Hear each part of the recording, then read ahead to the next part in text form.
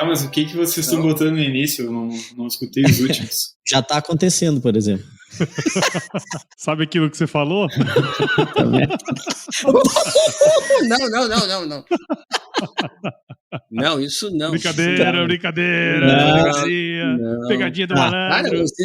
vocês estão muito doidos, cara. Vocês estão muito doidos. Não dá pra ser assim, o japonês tá excitado aí com essa nova fase. Cara, assim, ó, eu tô ficando nervoso em ver vocês, porque, cara, o japonês e o Hugo correm todo dia.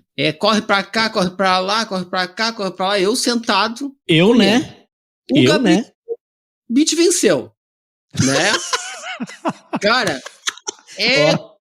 iPhone, Cop Stanley. Seu Eduardo! Ó, seu Eduardo! Cara, eu tô só comendo, cara. Comi 2 bombons agora aqui antes de começar. Eu não sei o que eu vou fazer, cara. Vão acabar comigo vocês, cara. O que vai acontecer é que uma hora dessa tu vai me deixar empenhado na administração do negócio. Juventude vem melhor, juventude vem melhor. É isso que vai acontecer. Uma hora dessa eu vou ficar empenhado aí. Mas tudo bem. Não, mas fica tranquilo. Faz da tua vida o que tu quiser. Eu não vou chorar na beira do teu caixão. Vou chegar lá e vou dar uma bicuda. Me faltava a minha vida toda ainda, Não, mas você vai xingar na realidade. Vou chegar lá e vou dar uma bicuda. Já vou entrar esculachando.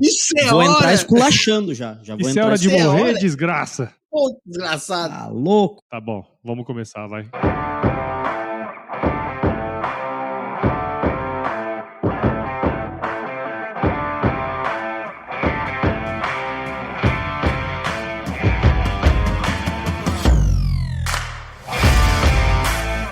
E aí, pessoa? Estamos começando mais um episódio dessa série super legal sobre gestão rural, que é um tema tão importante para o avanço sustentável do agronegócio, sempre aqui com os meus parceiros da SCAD Agro. Aqui a gente vai compartilhar, além de boas histórias, muito conhecimento sobre gestão de propriedades rurais, então se prepare que a partir de agora, seu tempo vai passar com muito mais conteúdo. E dessa vez, mais uma vez, batendo carteirinha aqui, né? Hugo Monteiro da Cunha, legal, consultor, contador e de empresas familiares aí do agro, professor de direito tributário, planejamento tributário e gestão rural e autor daquele livro maravilhoso chamado Guia da Gestão Rural. Hugão, seja muito bem-vindo de novo aí ao Gestão Rural, cara. Prazer, Paulo, Gabriel, Jonas, sempre bom estar aqui com vocês e que seja um bom episódio aí pra todo mundo. Verdade. E aí, Gabriel, do que vocês vão reclamar hoje? Eu nunca reclamo de nada, né? Nunca reclamo de nada. Mas tem gente aí que provavelmente vai reclamar.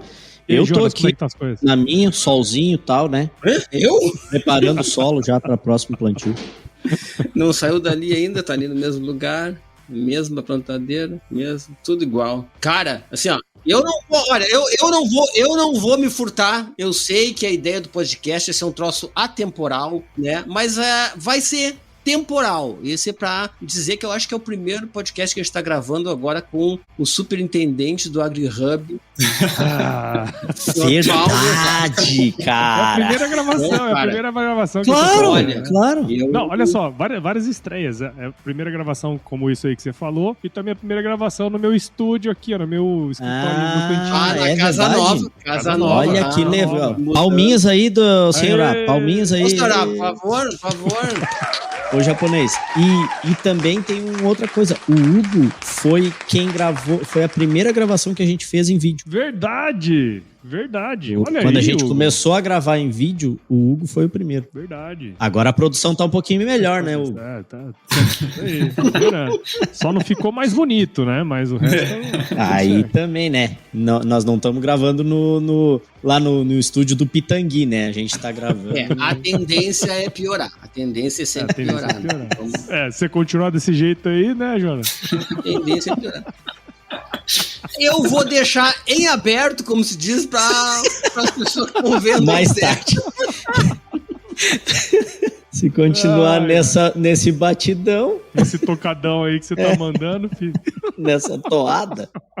Tá bom, chega de besteira. Vamos começar esse episódio aqui, Hugão. Cara, a gente... Bom, você acompanha o Gestão Rural. Praticamente tudo que a gente traz aqui, todas as pessoas que a gente traz aqui pro pro projeto, basicamente é pra gente dar um norte aí, né, pra quem tá do outro lado, especialmente os produtores rurais, né? E uma coisa que a gente fala sempre são sobre os indicadores, né, que a fazenda precisa ter, o produtor precisa ter pra tomar boas decisões, né? E eu queria que você trouxesse pra gente, você já comentou em alguns outros episódios, mas explicar pra nós, cara, quais são os indicadores financeiros que são mais importantes, por que eles são importantes para a gestão das fazendas, cara, e quais deles são os mais comuns, assim, que a gente tem que, vamos dizer, olhar sempre com atenção e com carinho, assim, para esses dados, para a gente ter uma boa gestão financeira, cara. Cara, primeiro, né, indicadores, eles são alguns índices, né, que eles vão monitorar como é que está o andamento do planejamento, né, de algo que foi planejado, ou comparar com o desempenho de outras empresas semelhantes no mercado.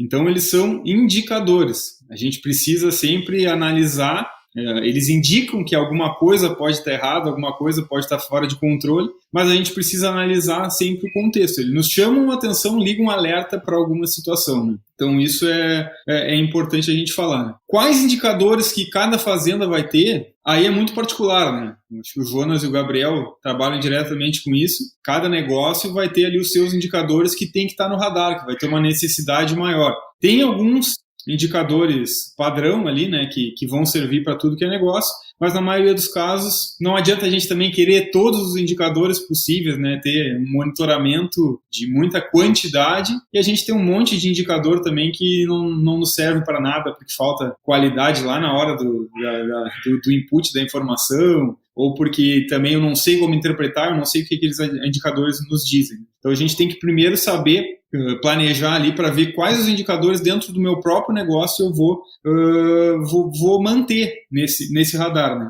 E aí quais que eu vou usar vai depender ali do momento, da complexidade do meu negócio, da minha estrutura operacional, né? Então eu tenho que fazer essa avaliação para ver quais os indicadores que eu vou ter e também eu tenho que focar no que eu posso controlar. Como eu já disse, não adianta eu querer controlar tudo que eu acabo não controlando nada. E eu costumo dizer, e você já deve ter ouvido aí essa analogia, que os indicadores são como um painel de bordo ali, quando a gente está no carro, né? A gente entra no carro, tem todos aqueles indicadores ali. O que tem no carro, por exemplo? Os indicadores, vamos dizer, operacionais. Quanto que tem de gasolina, qual é a velocidade que eu estou indo, se agora no carro do Gabriel, aí, nos carros mais novos também, o indicador de que quando a gente está saindo da pista, e, enfim, tem outros novos indicadores que vão evoluindo aí com a tecnologia, né? Que o Gabriel, a gente testou ele numa viagem, foi bem emocionante. Verdade. Pane no motor, problema de freio, enfim, todos esses indicadores ali que são coisas que a gente precisa de fato saber para o operacional, para o dia a dia, para a gente tomar decisões rápidas ali que nos mostram pontos que a gente tem que atacar. Né? Então a gente não vê num carro, por exemplo, lá um indicador do desgaste do banco do carona, do estofado.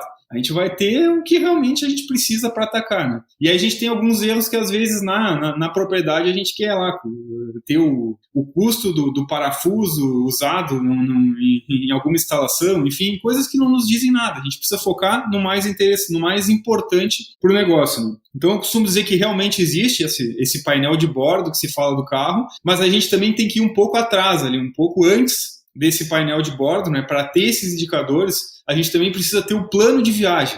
Então, o que é esse plano de viagem? Não adianta eu entrar no carro, eu saber a gasolina, a velocidade que eu estou andando, o monitor que me avisa quando eu estou escapando da pista, se eu não tenho um plano de viagem, se eu não tenho um planejamento, se eu não sei para onde eu quero ir. Então a gente tem que pensar também, antes de ter esse painel de bordo, antes de ter esses indicadores todos à mão ali, a gente liga o computador e já olha aquele monte de númerozinho para nos mostrar como está esse negócio, pensar nesse plano de viagem que começa num orçamento. Então eu preciso, aí a gente vai para as ferramentas de gestão. Eu preciso planejar essa viagem para ter um melhor desempenho. Então, mas as melhores viagens que eu fiz foram viagens sem planejamento nenhum. A gente já deve ter feito, principalmente quando mais jovem, sem filhos também, né? Viagens muito boas que a gente não teve planejamento nenhum. Mas aí a gente poderia, por exemplo, ter gastado menos nessa viagem se pudesse ter planejado. A gente poderia ter ido sabendo melhor aonde, quais eram os melhores pontos turísticos, como chegar.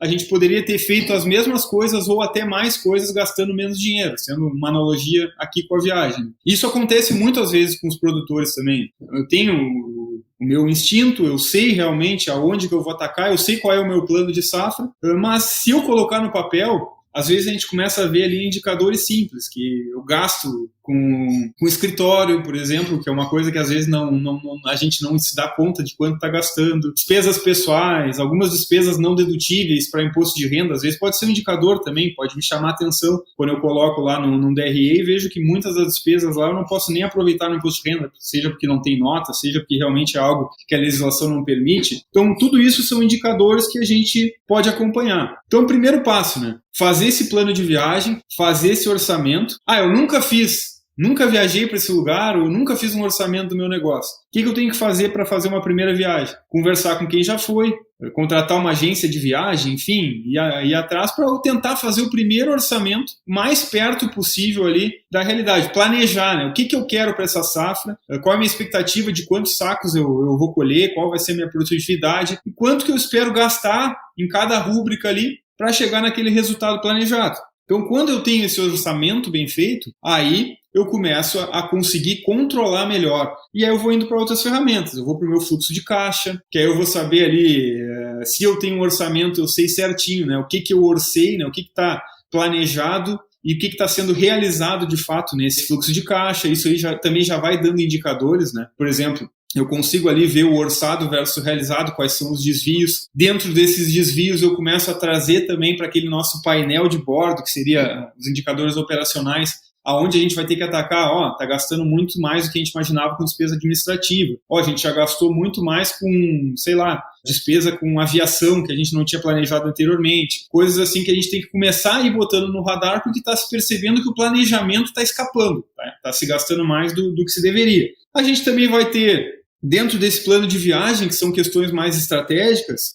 o fechamento dessa safra, né, via o DRE e o balanço, que aí vão nos dar outros indicadores dentro dessa questão que eu disse que são indicadores mais estratégicos, que eu vou conseguir analisar como foi essa minha safra, né? Se eu conseguir seguir mais ou menos aquele planejamento inicial naquele orçamento, aonde foram os desvios, e aí também eu vou conseguir montar melhor um planejamento para a safra seguinte. Então, esses indicadores aí estratégicos, eles também são importantes. Então, além do painel de bordo, a gente tem que pensar nessas ferramentas que vão gerar o painel de bordo, que são o orçamento, que é planejar, o fluxo de caixa e o DRE, que vai realmente dar o resultado que teve nessa safra, além do balanço, claro, que vai ali nos mostrar a evolução do patrimônio, né, desse produtor rural. E com essas ferramentas bem formuladas, né, com qualidade nessas informações, a gente consegue então ter esses indicadores realmente úteis, indicadores que podem ser usados para melhoria, né? Então a gente tem vários indicadores aí, tanto operacionais como táticos. Eu não sei se eu cito agora ou se o Gabriel e o Jonas querem complementar aqui o que eu falei para não ficar um monólogo, mas podemos também citar aqui alguns desses indicadores para os produtores verem ali quais que são os que se encaixam mais para dentro do negócio deles, da realidade deles. É que é bom dar um tempo para tu tomar uma água aí, né? Mas o especialista aqui, no caso é tu, então acho que tu poderia realmente colocar aí, que é essa questão de quais são os mais comuns, né? O que tu mais vê de indicadores, que tu mais vê o pessoal usar e que tu acha importante. Eu dividi esses indicadores em operacionais e táticos, né, que é esse que eu falei do painel de bordo, e os estratégicos são aqueles que a gente consegue depois de todas essas ferramentas, né? Por que é estratégicos? Eles poderiam estar no nosso painel de bordo ali, muitos deles, né, e ser controlados ali diariamente. Só que a gente sabe que tem uma questão no meio rural, primeiro do ciclo operacional, que é longo, né? Então não adianta a gente ter um indicador ali de lucratividade, de liquidez, de endividamento em tempo real, porque às vezes a gente não tem ainda todos os dados compilados para chegar no indicador preciso. Então acaba que a gente utiliza mais quando fecha a safra e aí então avalia como foi o ano e traça as metas e os novos indicadores para o ano seguinte, né? Mas também poderiam ser usados muitos desses indicadores no dia a dia se a gente tivesse esse controle aí mais preciso. Também outras dificuldades que é importante a gente falar para indicadores, né? A questão do resultado fiscal para imposto de renda, ele diferir muito do resultado gerencial, né? Do resultado econômico, daquilo que sobra no caixa. Então, às vezes, um produtor, ele está sem dinheiro em caixa, mas ele está com um resultado fiscal alto e aí ele paga muito imposto. A gente já colocou isso, já falou algumas vezes. Às vezes, também, ele está com caixa sobrando lá, então um resultado financeiro, digamos assim, positivo, mas se tu olhar um DRE, no resultado econômico dele, a safra deu prejuízo. Aquela sobra de caixa lá é de um financiamento que ele pegou e que ficou lá aquele saldo. Então, essa dificuldade também a gente tem quando vai analisar indicadores. Porque se a gente pegar indicadores ali financeiros baseados em números fiscais para imposto de renda, a gente pode também, às vezes, tomar decisões erradas, né? Então, a gente pode pegar informações ali que não são precisas, não são as informações do resultado econômico daquela safra, sim as informações para imposto de renda são indicadores que não são os melhores para se utilizar dentro para tomada de decisões. Né? Mas, enfim, vamos falar de alguns indicadores aí para ir para a parte prática. Né? Esses operacionais, né, que tem que estar lá no nosso painel de bordo, eu destaco alguns muito simples aqui, que às vezes a gente até tem no radar, mas a gente não trata como indicador. Então, a gente acha que um indicador financeiro é o custo por talhão, é saber o nível de endividamento, liquidez, o retorno sobre o capital próprio. Então, mas a gente tem indicadores que tem que estar ali no nosso painel de bordo. Por exemplo, o saldo do banco. Todo mundo tem esse valor, né? É óbvio que a gente precisa saber que aquele saldo está positivo. Esse é um indicador que é indispensável. Se a gente for fazer esse painelzinho e olhar literalmente como lá o nosso painel do carro, tem que estar lá o saldo do caixa. Numa gestão um pouquinho mais evoluída, além do saldo do caixa, é ideal que a gente já tenha um fluxo de caixa, como eu disse ali, que tenha o orçado lá no orçamento comparado com aquele realizado, para a gente saber os momentos certos ali que a gente vai ter que desembolsar alguma coisa, a hora que vai faltar dinheiro, para saber se eu vou ter que vender algum produto em estoque ou se eu vou ter que, enfim, pegar um financiamento. O preço médio de venda, eu acho que é um indicador importante também, não sei se vocês concordam, mas é importante para o gestor saber, né, como é que ele está indo, a eficiência dele na parte ali, como realmente na parte financeira, qual está sendo a média do preço de venda que ele está pegando. Então, em alguns casos aí ele vai pegar uma safra que ele vendeu em momentos ruins, momentos médios, momentos muito bons, e ele tem que estar sempre fazendo essa média para ver, então, na média de todas as vendas, qual é o preço médio de venda daquela safra, né? O ponto de equilíbrio também, acredito que é um indicador importante, né? Saber o mínimo preço possível que eu vou poder vender aquele produto, né? Que seria o ponto que mataria, né, empataria ali com as despesas e custos. A rentabilidade também é um indicador que praticamente todo mundo tem, mas precisa se ver que é um indicador de fato que a gente precisa monitorar, que seria aquela margem operacional, né, pegar o percentual e dividir o valor do resultado pelo valor da receita, vai dar um percentual da margem operacional. E também, como eu disse antes, né, todos os indicadores eles não podem ser vistos isoladamente, eles têm que ser vistos junto com outros. A relação de troca também é importante, né, passar ali para a moeda do produto, né, ou seja, por exemplo, a soja, saber quanto que sacos de soja eu uso para comprar um insumo, avaliar a nossa relação de troca, né, moeda, preço da soja com os insumos que eu vou utilizar. Só não pode fazer isso aí com relação à caminhonete, né? Quantos sacos de soja compra uma caminhonete, igual o Antônio da Luz falou pra gente, né? Mas é um indicador interessante porque é a moeda do produtor, a gente precisa também estar com ela por dentro. O custo por hectare, eu acho que também é um desses pontos aí, desses indicadores que tem que estar lá no nosso painel de bordo, tem que estar no radar, né? Não sei, Gabriel e Jonas, se eu esqueci de algum desses. Não, assim, eu até tenho algum aí que tu falou que de bate-pronto nem estava no meu radar aqui. Mas assim, tu disse que tem operacional, estratégico e tático, né? Foi isso? O operacional e tático, que é aqueles que eu uso para tomar as decisões diárias ali que eu preciso ter no meu painel, e aquelas mais estratégicas, né? E aí dentro dos estratégicos. Tá, isso. Eu achei que dentro disso tudo aí já tava todo mundo. Agora tu vai separar isso aí. Agora eu vou para os estratégicos. Eu posso, como eu disse, né, usar ambos ali, né, dependendo, mas o que eu vejo como mais estratégico, um deles aqui que é pouco usado ou usado de forma errada, é o custo de oportunidade. Então, o que é o custo de oportunidade?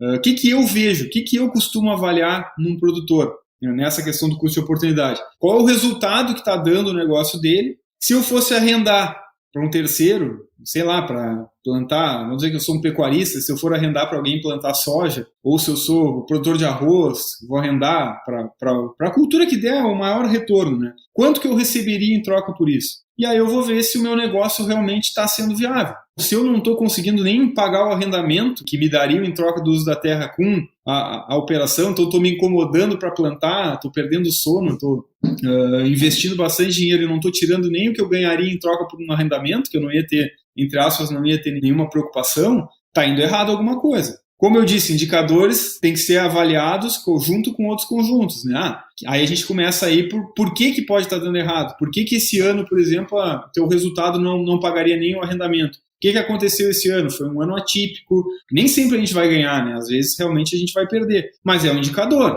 gente está falando de indicadores. Se eu estou aí há 3 anos já com atividade que não está pagando nem o custo do arrendamento, então quer dizer que alguma coisa eu tenho que mudar ali dentro do meu planejamento. Aí eu volto lá para o meu orçamento, eu começo a olhar com mais afinco ali as rúbricas que eu posso reduzir, quais as que é mais fácil de eu reduzir, que eu não atrapalho o meu resultado. Essas despesas aí operacionais, né, se eu não tenho controle lá do meu escritório, às vezes elas fogem muito de controle, elas representam alguma coisa dentro do negócio. Então eu vou economizar no que realmente vai me aumentar o meu retorno. E aí não é porque eu estou aí com um resultado que esse indicador do custo de oportunidade me mostra que não está...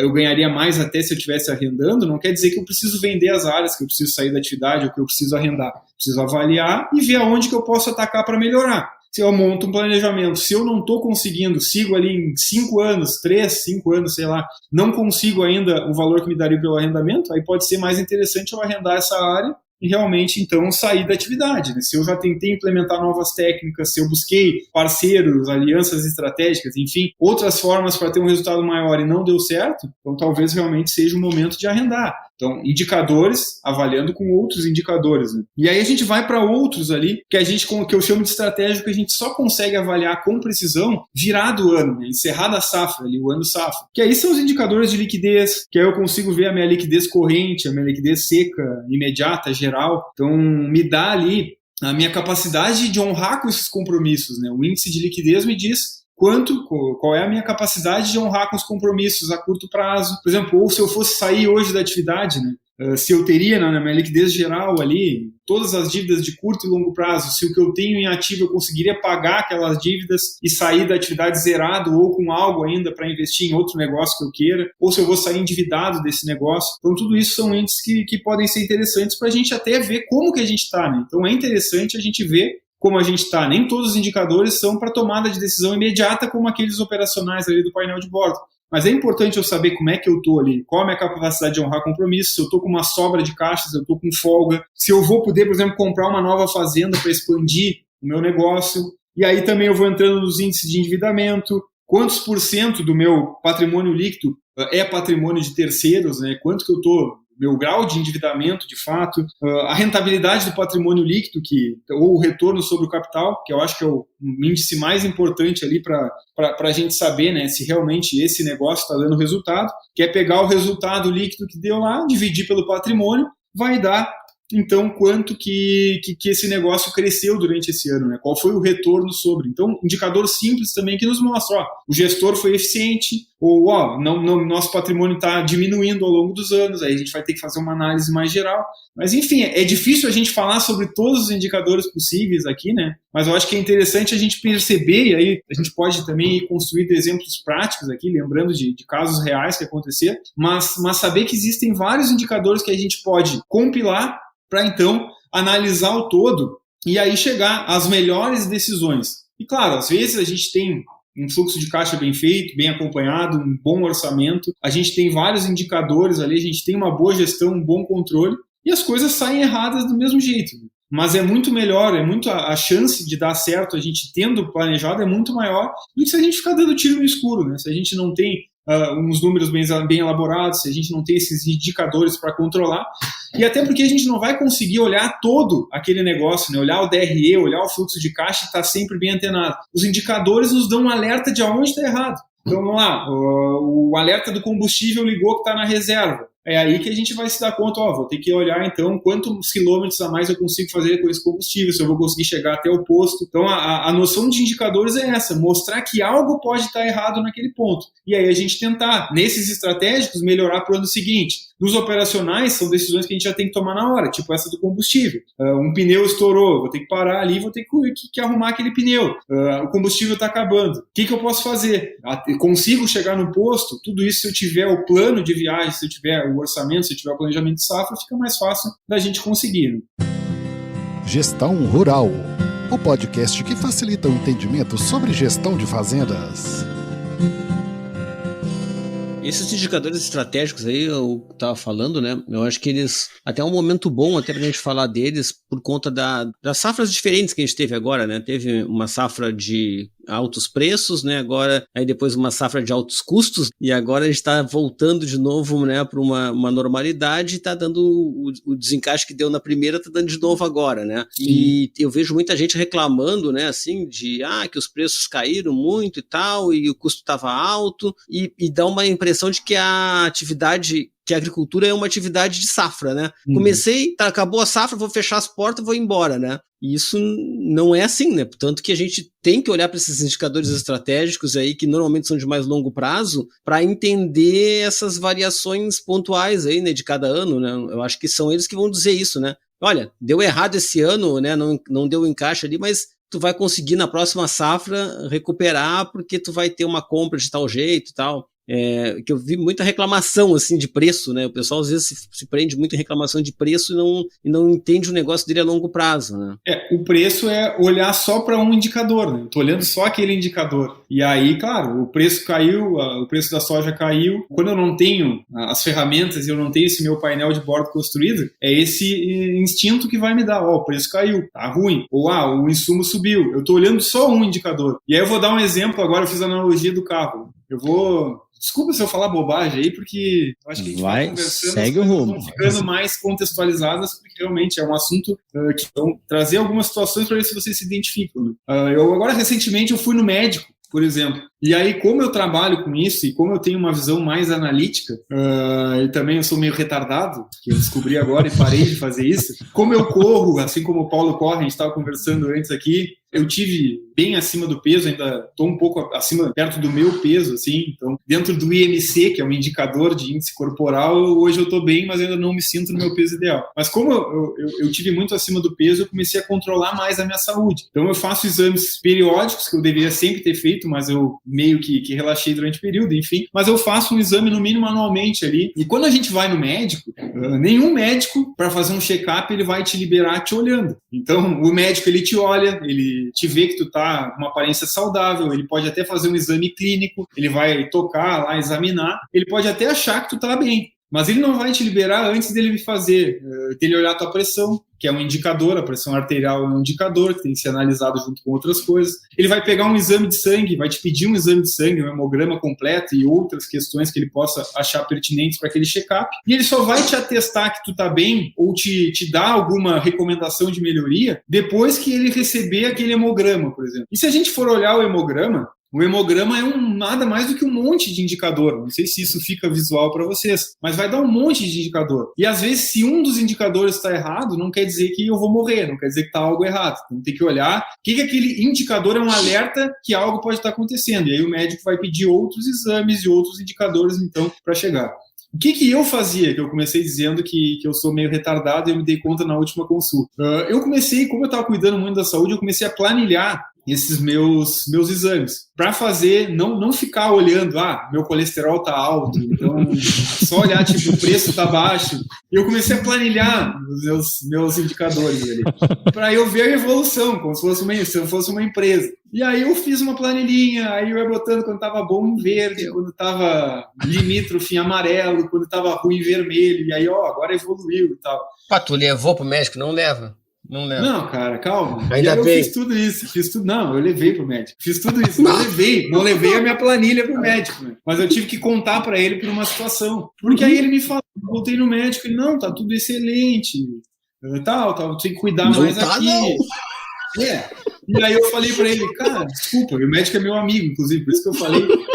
falei, mano, é normal. Aí eu peguei, eu não me lembro agora qual, mas no hemograma ainda, que é um... Cara, não tem como tu interpretar, tu leigo interpretar o hemograma. Mas eu peguei um indicador lá, não me lembro qual, lá dos glóbulos brancos, que aí eu comparei em 3 anos que eu fiz os exames e a cada ano ele diminuía um pouco. E aí eu perguntei para ele, é normal esse indicador diminuir a cada ano? E aí ele me olhou e falou assim, é isso aí, consultor, já entendi onde tu quer chegar. Tu fez um índice mostrando que cai tantos % por ano, e aí em 10 anos tu vai morrer. Excelente. É excelente. Olha aí nesse indicador que tá ótimo. Já tem tudo certo, tem o diagnóstico, daqui a 10 anos tu vai morrer, tu não precisa nem voltar mais aqui, tá tudo certo.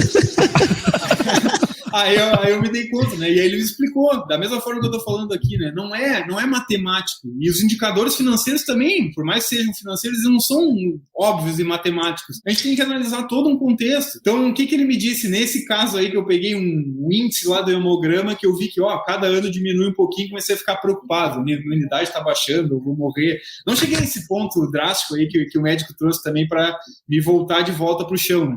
Mas é isso aí, às vezes a gente pega ali um ponto, como o Jonas estava falando, né? O preço agora que está abaixo da soja, a gente pega isso como uma sentença, e a gente tem que analisar o todo, né? E aí entra também nessa análise que eu falei, eu peguei 3 anos do meu hemograma e levei para o médico. Não façam isso, não vai te dar resultado nenhum, o médico vai ignorar o que tu fez, porque ele tem a noção dele de medicina, ele estudou para isso, tu não. Mas na empresa, a gente também precisa, como o Jonas bem colocou, pegar essas ferramentas estratégicas e não analisar um indicador e também não analisar um ano isolado, né? A gente tem que analisar ali um planejamento para 3 ou 5 até safras, o máximo de safras que a gente consiga, números ali seguros para a gente fazer uma análise. E aí, se a gente tem uma safra, um orçamento, por exemplo, para 3 anos, tudo isso que o Jonas falou pode ser muito bem controlado ali, porque tu olha o todo e vê que, olha, nesse ano aqui, o preço da soja subiu muito, os insumos não acompanharam no primeiro ano, né? No segundo ano caiu um pouco, os insumos começaram a acompanhar e agora normalizou. Vamos olhar esses 3 anos, como é que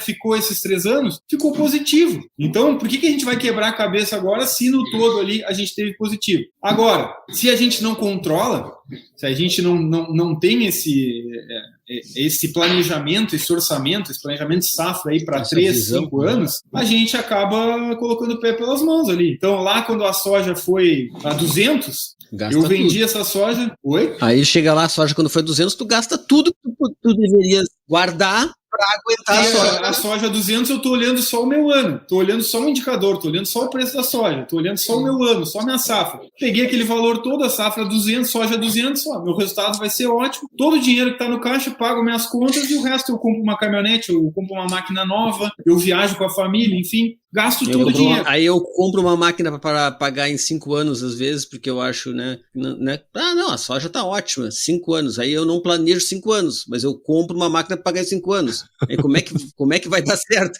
E não é o produtor, né? Todos nós somos assim. A soja tá 200, a gente não tem a expectativa que a soja vai voltar a estar 90, que a gente comemorava 2 anos atrás, antes de chegar a 200.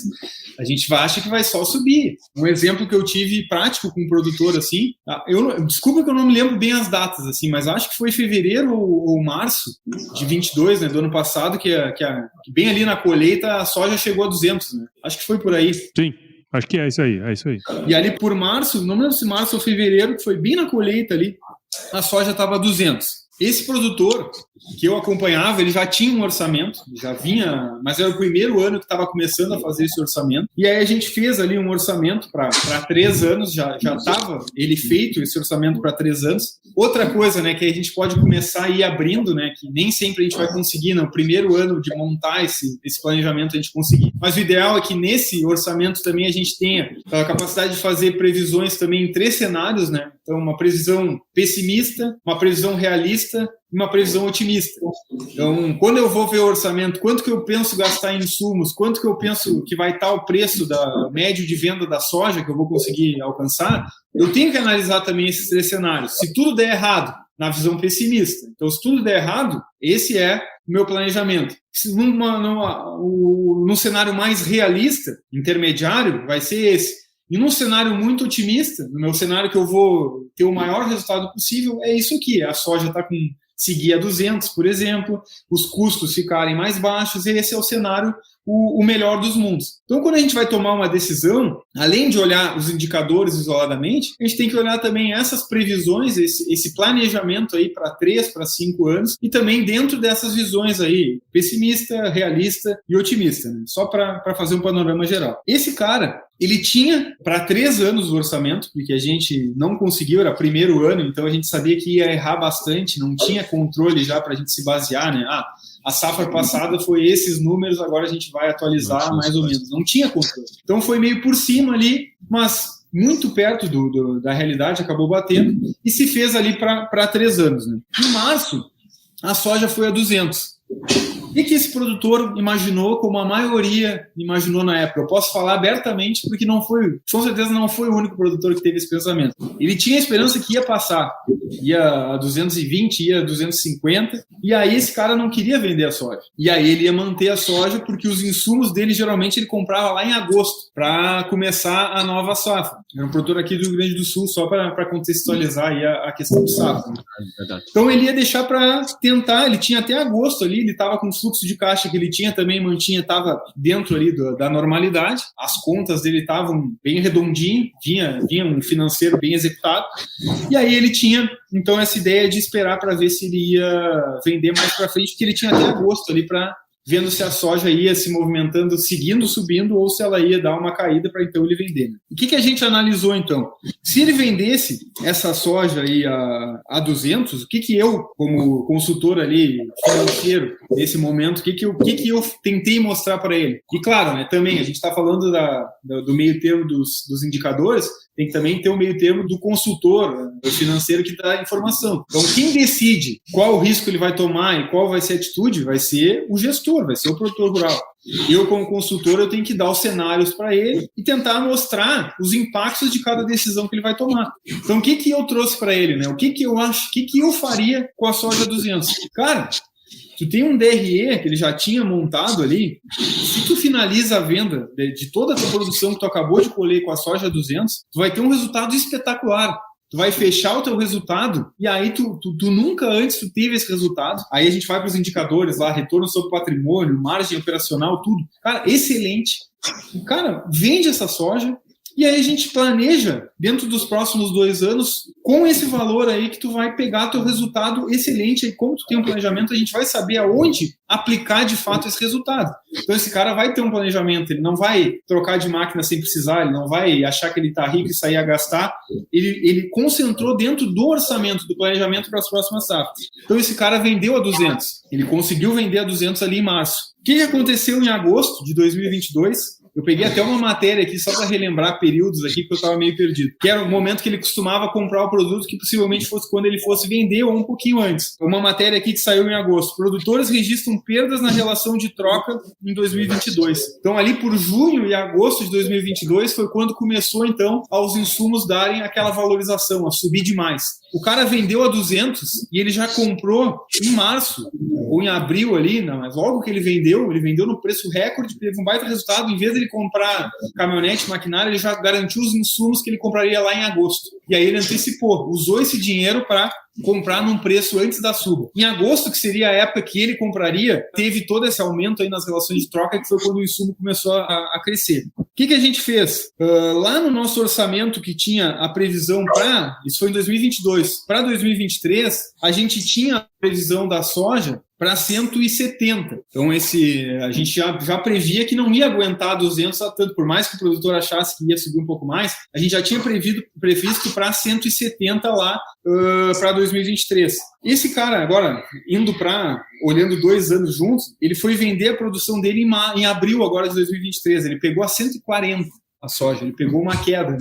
Mas ele vendeu em abril, ele repetiu a estratégia anterior para já comprar os insumos. Então ele vendeu a 140, vendeu mal. Pegou os insumos ainda com preço melhor, né? Pegou com preço bom que já estava começando a cair. Então se a gente for analisar os 2 anos juntos, que foi o que o Jonas falou, esse cara vendeu o primeiro ano lá, mais ou menos, claro, não foi bem aí, vamos dizer que conseguiu pegar 190 e poucos, 200, e agora nesse segundo ano ele pegou ele pegou em 140, ele fez a média de 170, que era o que estava previsto lá no orçamento. Então só aí ele conseguiu manter dentro do planejamento o preço de venda, que é um indicador que a gente comentou. Então ele ganhou num ano e ele achou que poderia ter ganho mais, ele acertou, porque acabou que só caiu depois daí, mas mesmo que tivesse subido mais, ele vendeu numa área muito segura, que aí mesmo ele vendendo mal agora na safra seguinte, agora em 2023, ele manteve o que estava para preço previsto. Então agora, se ele olhasse só esse indicador, como o Jonas falou, puxa, vendia 140 soja, mas olha os últimos 2 anos, a gente pegou a 170, que era o que a gente lá atrás tinha previsto como um cenário até otimista, que não se imaginava pegar 170 quando lá em 2021 se fez o planejamento para esses próximos anos. Então, só tentando chegar, né? Agora, em junho de 2023, por exemplo, o custo de produção ainda segue menor, como falou o Jonas, né? Tá meio que normalizando. Então, talvez seja a hora desses produtores aí, talvez venderem essa soja aí, se der um crescimento um pouquinho maior, tá? 150, mas chegar ali a 160 ou até agora mesmo, às vezes pode ser interessante vender, aí tem que fazer análise, né, dessas ferramentas todas, vender agora essa safra aí, que pode estar em estoque, para garantir esse custo de produção que ainda está baixo, e a gente não sabe se daqui a pouco não vai começar a subir novamente. Então é um exemplo real que aconteceu aqui de um produtor que tinha um bom orçamento para 3 anos, ele tinha um fluxo de caixa redondinho, ele tinha um DRE com resultado econômico controlado, eles tinham uma noção ali da relação de troca de insumos, e ele teve um baita de um lucro, ele teve uma baita jogada espetacular. Claro, pode ser que muitos aí tentaram fazer a mesma coisa e acabaram se prejudicando, como a gente citou aqui. O cara que pegou lá, acertou o olho da mosca, vendeu a 200, mas investiu errado esse dinheiro e acabou perdendo dinheiro. Ou achava que aqueles insumos ainda estavam muito altos ali em março, abril de 2022 e eles vieram a subir mais ainda. Então esses caras acabaram perdendo. Mas como eu disse, poderia perder igual esse produtor, podia ter tomado uma decisão errada, mas ele tomou uma decisão com base em ferramentas, com base em indicadores que ele acabou dando certo.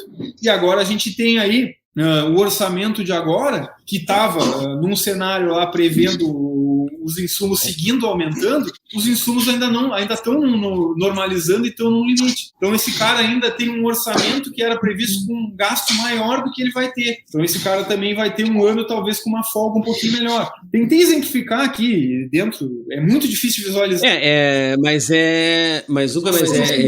Quem só consegue tomar e só consegue avaliar os possíveis impactos, né, tanto perdas quanto ganhos, a gente coloca no papel e se a gente tem esse planejamento. Não dá para analisar indicadores isoladamente. Tem várias ferramentas que tu colocou aí, né? Assim, tem o básico lá, né, do fluxo de caixa, que é entender se tu vai ter dinheiro, se tu não vai ter dinheiro, e aí isso impacta aí nessa decisão de vender ou não vender, né? Mas importante ver que o produtor estava focado em ter rentabilidade, não em ter faturamento, né? Não é só o faturamento, o cara, tudo bem, estava com baita no preço, mas o cara, ele estava pensando numa rentabilidade a longo prazo. Ele tem 3 anos planejados, ele quer manter uma rentabilidade tal, se ele comprar insumo barato também, ele também está ganhando, é o 220 do preço de venda dele, né? Só que ele só consegue fazer isso se ele realmente tiver esses números aí para acompanhar, né? Para entender, para saber onde ele quer chegar, né? Que ele saber que ele quer chegar num custo de tanto, senão ele fica perdido. Tá barato, mas tá barato quanto, né? Quanto que tá caro, mas tá caro quanto? Porque eu não sei aonde eu quero chegar. Eu vendi toda a minha soja agora e vou comprar os insumos aí lá, e agora dá 1 mês e meu financeiro bate que tem conta lá e eu gastei tudo com os insumos, eu não olhei o fluxo de caixa. Então tudo é um conjunto, né? E aí tem outros casos aí que agora tu me citou também, outro indicador, né? Agora a gente está falando de preço, que é financeiro, mas tem um indicador econômico que geralmente norteia as decisões dos produtores, né? Que é a produtividade. Então, tem um exemplo também de um cliente que o cara tinha uma baita produtividade, ou seja, operacionalmente no campo, lá a parte produtiva dele, ele colhia muito bem, então ele tinha uma baita produtividade. E aí ele me procurou e ele me disse que queria melhorar a gestão dele. E aí, olhando ele, como eu fiz a analogia do médico lá, eu comecei a lembrar nesse caso. Olhando ele, entrando no escritório dele, olhando a organização, olhando os prêmios de sustentabilidade, governança, enfim, várias coisas, eu poderia liberar ele no diagnóstico ali como consultor. Mas, cara, esse cara é um produtor padrão, referência, não preciso nem olhar mais nada. O cara era fora da curva, né? Só que aí, como se eu pedisse um hemograma, né, pedindo como médico ali, pedir para analisar as ferramentas gerenciais dele. O cara, na conversa ali, ele tinha software de gestão desde 1990 e poucos lá. Um software, ele era pioneiro, assim, ele tinha todos os controles possíveis, todos os indicadores. Aí ele abriu esses indicadores lá no escritório para mim e eu comecei a ver que aqueles indicadores alguma coisa não batia. E aí ele tinha um índice de produtividade muito alto, ele tinha uma margem de lucro muito alta, muito fora do padrão para a região, mas o fluxo de caixa dele faltava dinheiro. Ele não tinha dinheiro e ele estava super endividado, que era também, ele não controlava o índice do endividamento, depois a gente acabou fazendo esse controle e apresentando, mas o cara estava super endividado. E aí aonde eu quero chegar, né? O cara focou tanto na produtividade, ele tinha um software, então ele se preocupou de fato com a gestão, mas ele nunca analisou aqueles indicadores. Ele tinha um software quase que como uma obrigação, porque ele era um produtor de referência. Os indicadores que ele estava gerando não diziam nada, porque os números que eram alimentados estavam todos errados. Então era uma confusão de despesa pessoal junto, notas não lançadas, muitas coisas ali que acabavam contribuindo com a qualidade dessas informações, né? Prejudicando a qualidade. E aí, só para mostrar, era um produtor referência, um produtor muito organizado, produzia muito bem, ganhava prêmios possivelmente, mas ele tinha indicadores errados que diziam que ele estava assim economicamente, quando na verdade ele não estava. E aí ele começava a fazer financiamento atrás de financiamento. E aí, quando eu peguei o hemograma dele, vamos dizer assim, todos esses outros indicadores que a gente comentou lá, operacional e estratégico, ele estava ali em um caso bastante crítico, que ele tinha muitas atitudes que ele tinha que tomar, apertar cinto para ele conseguir se manter na atividade por mais 5 anos ali. Então era um produtor que, olhando os indicadores ali que ele tinha, ele achava que ele estava ótimo, ele só precisava melhorar, mas analisando todo o contexto e também a qualidade daquelas informações, se chegou à conclusão que ele estava numa situação bem crítica e tinha, inclusive, estava em jogo ali o futuro na atividade. Se ele não tomasse algumas decisões drásticas lá, talvez ele nem se mantesse na atividade. Então esse é um exemplo também importante para aqueles que olham só a produtividade como o indicador lá dentro da fazenda, que em muitos casos é o que acontece, né? O cara quer produzir mais e é a tua função mesmo, né? Tua atividade fim é produzir, mas a que custo produzir mais, né? Então tudo isso a gente precisa ter esses indicadores para dar uma visão geral do panorama ali.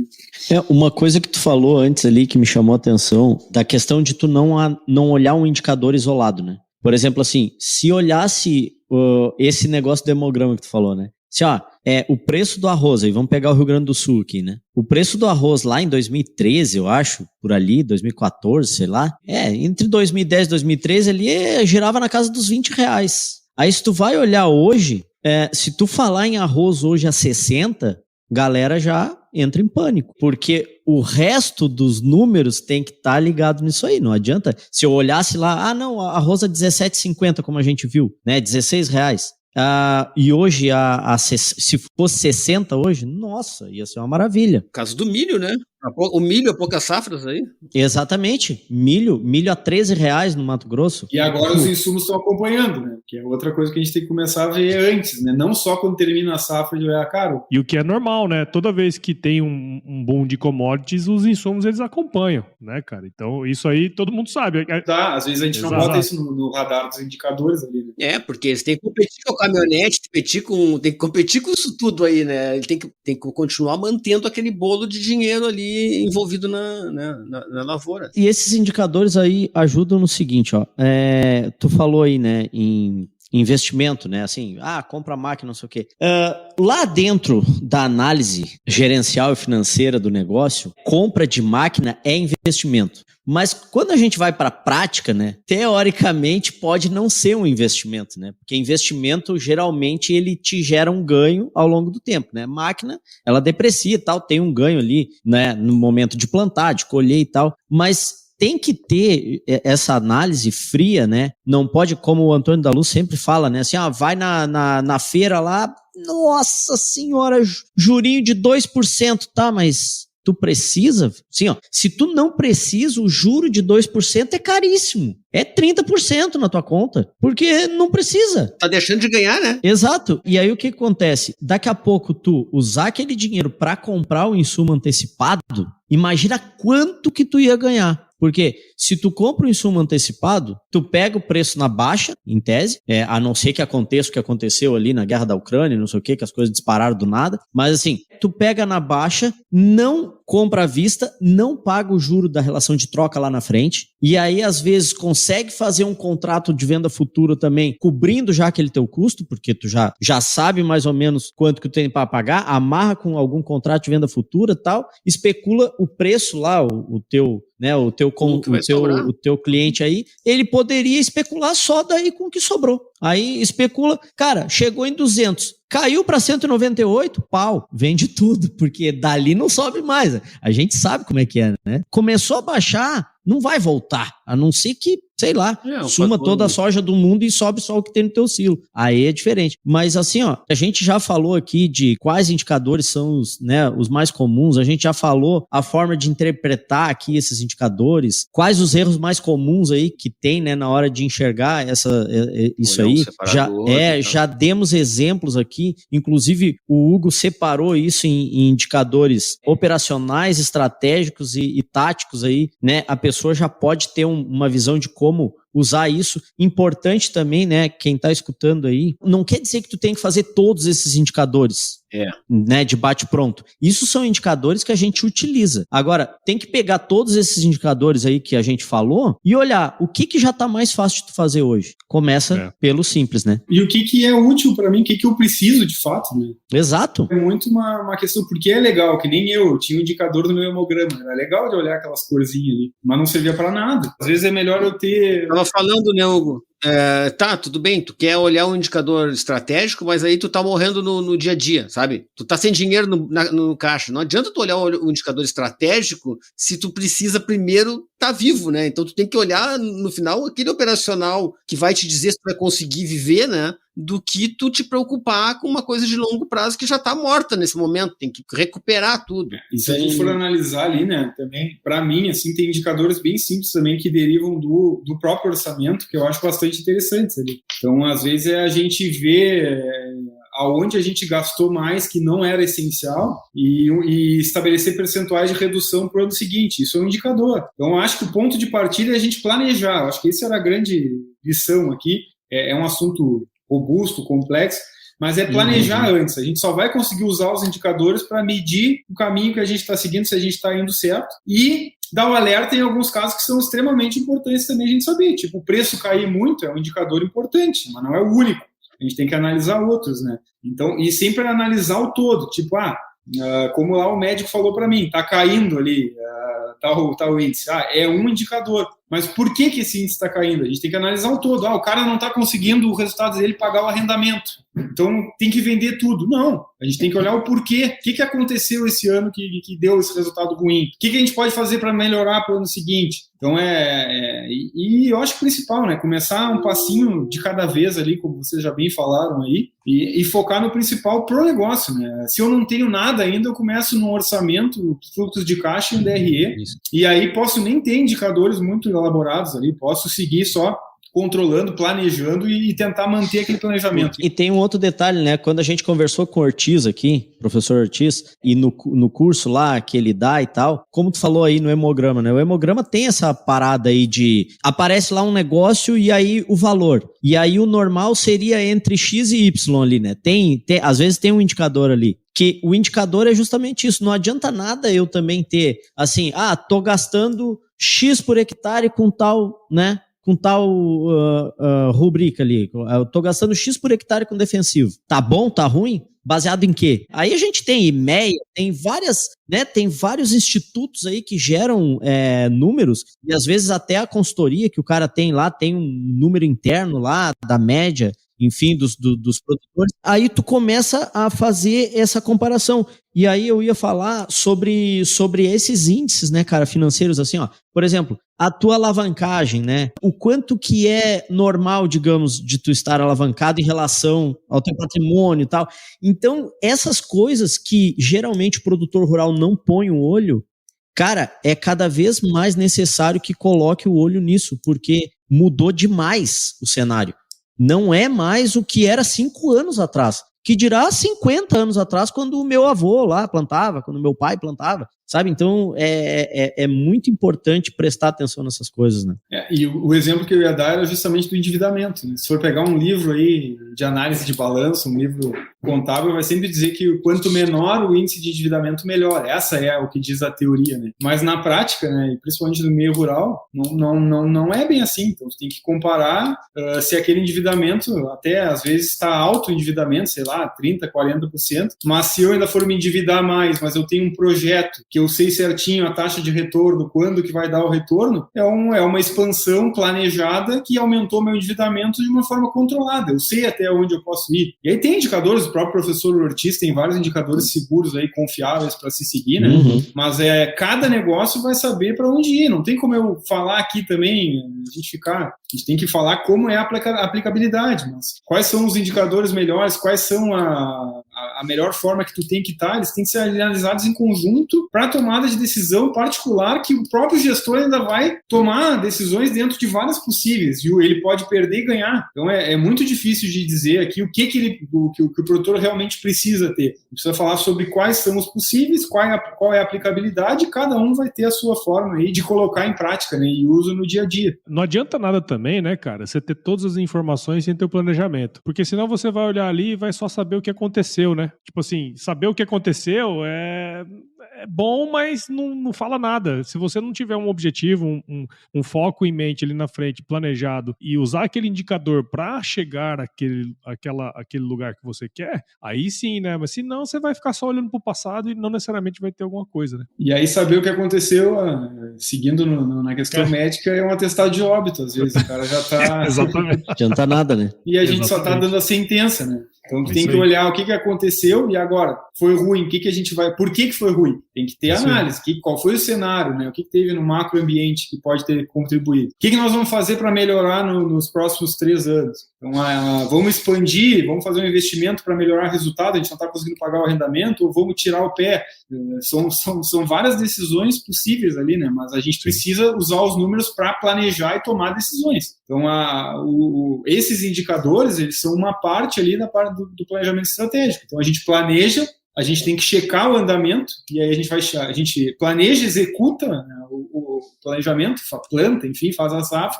A gente tem que controlar essa safra, que seria a gestão desses indicadores, enfim, e a gente vai ter que avaliar no final, que é aqueles indicadores estratégicos ali que eu falei. Dessa avaliação vão surgir novos indicadores, vão surgir outros pontos para atacar, que a gente vai planejar novamente, ou alterar nossos orçamentos que tinham sido feitos, ou então fazer um novo planejamento, um novo orçamento para frente, porque às vezes é uma mudança significativa. A gente fala aqui para um público muito grande, né? Assim, a gente tem uma variação enorme assim, de tamanho de produtores e de estrutura e tal. E eu sempre me preocupo quando a gente tem muita coisa, né? Do quanto que isso deve impactar o produtor médio e pequeno lá, né? Aquele menor, né? Sobre, como é que eu vou conseguir ter essas coisas todas aí, sabe? Então, eu acho que aquilo que o Hugo falou ali agora há pouco, só para trazer de novo aqui para frente, é importante que o produtor consiga pensar a safra dele, que é o orçamento, pensar em número, né? O que ele vai gastar, quanto que ele espera receber pelo produto depois, como é que isso vai acontecer, acompanhar esse fluxo de caixa, porque não tem como ir para frente sem saber em que momento vai precisar do dinheiro, em que momento que não vai, e depois olhar o resultado, né, com um DRE e tal, para poder saber se deu certo ou se não deu certo. E a partir daí, outros indicadores vão sair, mas o primeiro passo, eu acho, de quem não tem nada, é criar essa rotina e ter essa preocupação, né, de olhar para usar essas 3 ferramentas para gerar esses números e a partir daí conseguir entender, porque usando a analogia do exame, né, se não for lá no laboratório fazer o exame, tu não sabe como é que tu tá e ponto final, então não muda nada. Então o produtor não precisa se desesperar também de que é um monte de coisa para resolver e tal, sabe? Eu acho que isso é importante, né? E dessas ferramentas aí, Jonas, me veio um exemplo aqui também que é comum a gente pegar. A gente negligencia, às vezes, até o balanço patrimonial dentro dessas ferramentas, né? Mas é importante também para alguns indicadores, tipo endividamento, a gente não tem como saber sem ter um balanço patrimonial. E esse balanço patrimonial tem que ser feito bem elaborado e pensando também nessa questão gerencial. Porque um dos maiores erros que eu vejo quando eu vou analisar, pegar o balanço lá de um contador, do cliente, né, que faz imposto de renda, o cara bota imóveis a valor de imposto de renda dentro do ativo do balanço, ele não segue as normas internacionais de contabilidade, ele não faz o ajuste lá ao valor de mercado. E aí, o que eu vou ter? Por exemplo, num dos índices que dá muito erro, eu tenho um resultado da minha safra, eu divido pelo meu patrimônio líquido e eu estou tendo um baita retorno sobre o patrimônio líquido. Superávit lá. Eu sou o maior produtor da galáxia. O Ike Batista. Com qualquer base, banco de dados aí, ninguém tem um retorno. É o maior investimento, as pessoas vão querer investir na minha empresa. Com valor de terra lá no... Só que o que acontece nesse caso? O teu patrimônio não é aquele lá que está no balanço por valor contábil, valor de imposto de renda. Teria que fazer o ajuste ali dentro das normas contábeis para trazer a valor de mercado, tem que ter um laudo para saber quanto vale. A diferença dessa terra que aumenta no ativo também aumenta o patrimônio líquido. Logo, aquela parcela, se eu faço a divisão, vai reduzir lá em 90% no mínimo. E ao mesmo tempo, né, Hugo, se fosse olhar o mesmo balanço, né, pegando lá talvez o endividamento do cara de longo prazo, ele ia estar quebrado. Porque o valor do patrimônio ia estar baixo. Às vezes a gente acaba tomando decisões, como eu disse lá no início, né, que foi até um pouco no meio de outro assunto, vale lembrar, a gente toma decisões em cima de número para imposto de renda, de número como esse balanço que eu falei, que também é baseado no patrimônio em cima de imposto de renda, porque é os mais fáceis da gente ter, né? Então o produtor rural não é obrigado a ter controle, ele não é obrigado a ter os livros contábeis que uma empresa em geral tem. O que ele tem é o controle para imposto de renda, porque ele é obrigado a transmitir a declaração de imposto de renda. A maioria, grande maioria, né, vai ser obrigado. E aí aquele é o número que tem. Então se eu vou pedir indicadores para o produtor, ele vai ter em cima de imposto de renda. E a gente está tomando decisão errada só aí. E às vezes também a gente tem que ser crítico com os próprios indicadores. E eu mesmo já fiz isso, de compilar todas as informações. E aí quando eu finalizo os indicadores também servem para me indicar que algo está errado naquilo. Porque aí dá um indicador como esse. Cara, o cara é o melhor produtor, ele tem um retorno sobre o patrimônio líquido muito alto. Então a gente tem que saber, não adianta também eu ter um monte de indicador, como eu disse lá no início, os indicadores estão errados, estão baseados em números que não estão bem elaborados. Então acho que antes de focar em ter indicadores, né, na palavra assim, mais no sentido literal, a gente tem que pensar nesse planejamento e a gente ter essas ferramentas para planejar, monitorar e também checar, né, como foi realizado para, de novo, achar novos indicadores. E às vezes é melhor que os indicadores venham só nesse segundo ano, que a gente tem um ano fechado, planejado, realizado, e vai dar as maiores distorções que vão virar indicadores que eu vou ter que seguir no ano seguinte. Então, indicadores para levar, né, para nortear aquele planejamento, muito mais do que para me comparar com outros, até porque às vezes eu estou comparando com outros, eu não sei o índice daquele como outro também, se não tem gerados. Desses erros também, se não tem algum desses erros, se não tem supervalorização de alguma parte também. Então, isso é bem importante. Metodologia, quando a gente está falando de número oficial, às vezes a metodologia é diferente da nossa, não adianta a gente também querer comparar sem saber como foi feito, né, como foram compilados aqueles indicadores. Isso aí o japonês fala, né, japonês? Sim, que a gente não tem que criticar o número, assim, não tem que...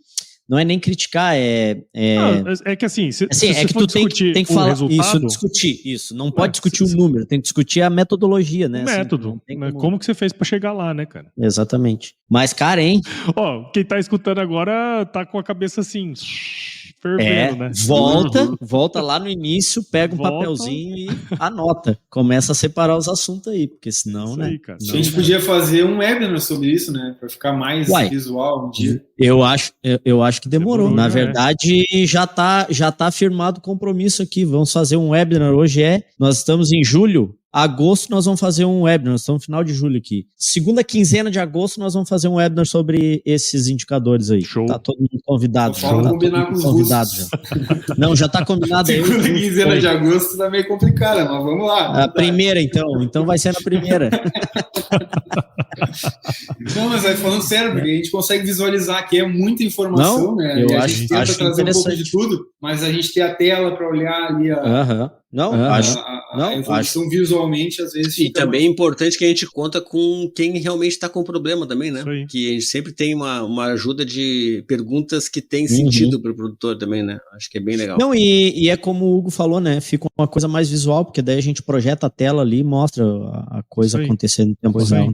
Eu acho que daqui o objetivo muito mais era esclarecer a importância e como que a gente pode usar, né? Quais são os indicadores, como eu disse, são inúmeros que a gente pode criar, tem os mais comuns, mais tradicionais, mas não adianta a gente ter todos os indicadores, não saber utilizar ou eles derivarem de input errado de informação também, que não serve para nada. Isso aí. Hugão, de novo, cara, assim, mais uma vez, né? Obrigado por você ter aceitado aí o convite nosso para estar aqui no Gestão Rural, cara. Toda vez que você vem aqui, tem muita gente que fica pensativo, né, a hora que acaba. Não sei se triste ou se alegre, mas a turma fica. Agora a gente tá falando só de coisa boa. Agora é só coisa boa, agora é só coisa boa. Então, obrigado, cara, mais uma vez aí, você já 3 vezes, né, no Gestão Rural, já pode me pedir música, viu? Obrigado aí, parabéns pelo seu trabalho. Só pedir que o senhor abota, hein? Valeu, cara. Parabéns aí pelo seu trabalho, viu, velho? Valeu, brigadão. Sempre um prazer estar aqui com vocês. Contem comigo pro que precisar aí, fora esse webinar aí que nós vamos ter que combinar. E vamos, sempre que precisar, estou à disposição. Espero ter conseguido contribuir de alguma coisa. Agora não vou poder estar. Tu levantou a lebre, agora já era. Já peguei. Já foi. Vamos fazer, para mim é um prazer. E sempre que precisarem, outro tema também, aqui tô sempre à disposição para a gente conversar. Se alguém tiver dúvida aí nos ouvindo, pode chamar também. Eu sei que Pois é, qual é o teu arroba lá no. Qual é o teu arroba lá no Instagram, Hugo? Que fica mais fácil, pessoal. Arroba Hugo Monteiro da Cunha. É a minha rede principal, né? Que eu costumo responder mais rápido, inclusive. Mas Facebook, LinkedIn, tudo é a mesma. Arroba Hugo Monteiro da Cunha, vocês me acham por lá. Fico sempre aqui à disposição. Se a gente for colocar dentro de um caso prático, né, de uma situação real, fica às vezes mais fácil da gente conseguir chegar ali numa forma um pouquinho mais visível, né, mais tangível, assim, do que a gente ficar pensando em todos os pontos possíveis. Né? Perfeito. Bom demais. Jonas, Gabriel. Tudo bem. Muito obrigado. Mais uma. Ô, japonês. Sim. Olhando pra esse cenário aqui atrás, o que tu acha? Eu acho? O que eu acho? Eu acho que eles tinham que patrocinar nós. Não, mas o clima... Esses são difíceis. Olhando pro clima, o que tu me diria? Tem ou não tem que... Hoje não vai precisar. Hoje não vai ter necessidade. O que você acha, Hugo? Vai precisar ou não vai precisar? Acho que hoje não. Essa noite já deu uns milímetros. Já deu. Já deu hoje agora? Já deu. Então, aí aqui, sim, aqui se chover não vai precisar amanhã a horta. Aí. Tá louco, muito bom. Cara. Isso aí. Muito bom.